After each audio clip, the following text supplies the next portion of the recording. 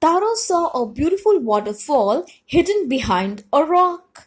Kneeling, he cupped a little in his hands and put it to his lips. He was very thirsty. He knelt and he started drinking. I can't believe this waterfall has delicious sake instead of water. So what he found? He found that there was delicious sake and it was not water. So he quickly filled the pitcher. What is pitcher? Pitcher is a large jug.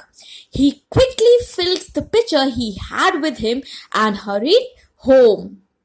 The old man was delighted with the sake. After only one sip of the liquid, he stopped shivering. So he was very delighted with having sake and he started dancing with joy. That afternoon, Taro's father politely offered his neighbor a cup of the sake. The lady drank it greedily. Now what happened? That afternoon, he offered a cup of sake to this neighbor and she greedily drank sake. You see, the sake is from the waterfall that my son found in the forest. Now what he's telling everything what had happened with his son Taro that day. And that lady spread that news in the entire village. The neighbor left in a hurry. She left in a hurry. By nightfall, she had spread the story throughout the village. We must see the magic waterfall. What she's telling, that we must also inquire about that waterfall. That evening, there was a long procession of visitors to the woodcutter's house. What is the meaning of procession? It is a line of people moving along as a part of a ceremony. They're moving slowly, right? So this is procession. Each person heard the story of the waterfall and took a sip of the sake. Next morning, Taro started for work even earlier than the morning before. He intended to go to the waterfall. When he reached, he found to his great surprise all his neighbors there. Now can you see? Everybody's there holding pitchers in their hand, and he found that before him everybody has reached to that waterfall. Then one villager knelt and held his mouth under the waterfall to drink. Water! Nothing but water! We have been tricked. Now what he found? Did he found sake? No, he found water. Now he's very annoyed. He's saying, water! Nothing but water? Another villagers are saying, what? We have been tricked. Now they are annoyed. There is so much of anger among the villagers. Muttering their anger and disappointment, the villagers left the place. Once more, Taro caught a little liquid in his hand and put it to his mouth.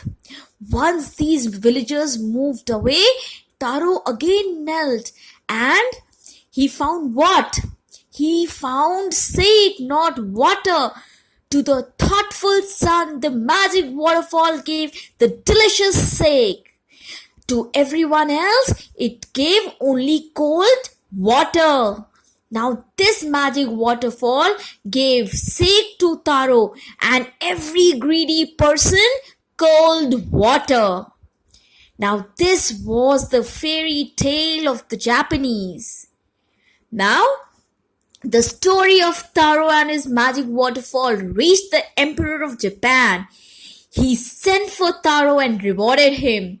Then he named the most beautiful fountain in the city after Taro. Now this emperor gave reward to Taro, and also he has done what? He has named the most beautiful fountain in the city after Taro. Now, why he is doing so? This is to encourage all children to honor and obey their parents. Now, it's a beautiful Japanese story, right? And what is the moral of the story? Love your parents and care for them. I repeat, the moral is love your parents and care for them. So, did you understand the story? The story was that Taro found this waterfall, gave Taro sake, and to every greedy person cold water. And the moral says, love your parents and care for them. And we can also say that we should take care of our parents and elders. God helps only those persons who takes good care of their parents. Parents are the only ones who show unconditional love. Now, this is very important, children, that you should keep in mind that parents are the only one who show unconditional love.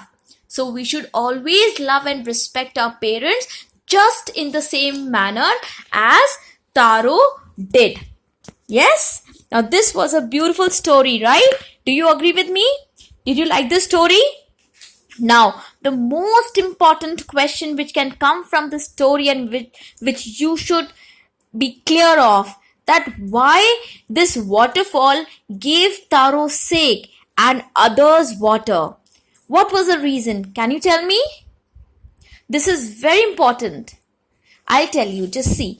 Taro was a thoughtful and loving son who honored and obeyed his parents and worked very hard to give them everything, right? He was honest and he was a dutiful son, and he worked very hard to take care of his parents.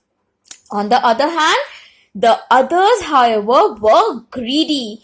This is why the waterfall gave Taro sake and to others only cold water. They were very greedy. They were not as true as Taro. They were not honest. That is why the magic waterfall gave Taro sake and everyone else cold water. And God has also helped Taro, not others. Right? That was the message of this Japanese story. I hope you have understood the story. Thank you so much, children.